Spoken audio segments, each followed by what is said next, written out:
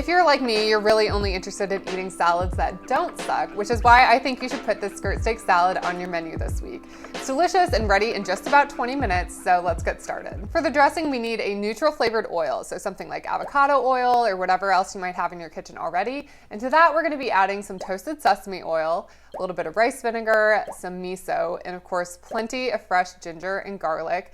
Now I say fresh because I have a microplane and that makes this job a lot easier, but if you don't, you can totally use the prepared stuff too. After all, this is supposed to be a very easy recipe.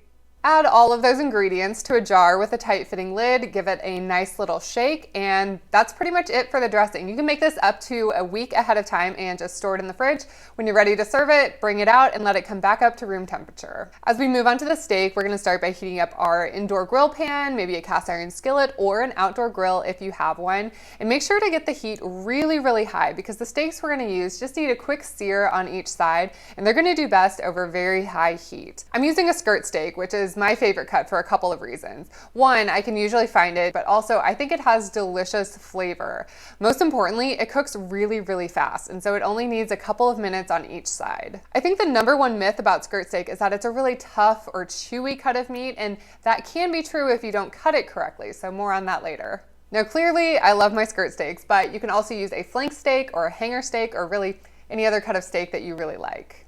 Now these thinner cuts of steak can have so much delicious flavor in the cut itself, so it just needs a very light seasoning, maybe a little salt and pepper or your favorite steak seasoning.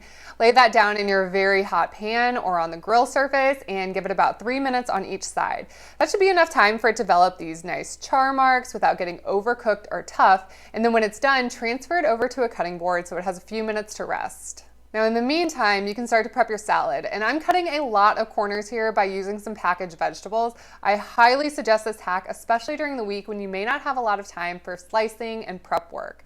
So I'm using a bag of broccoli slaw, which can usually be found in the produce section of your grocery store. And after that, it's just a big handful or about 6 ounces of shredded cabbage and about a cup or so of shredded or matchstick carrots.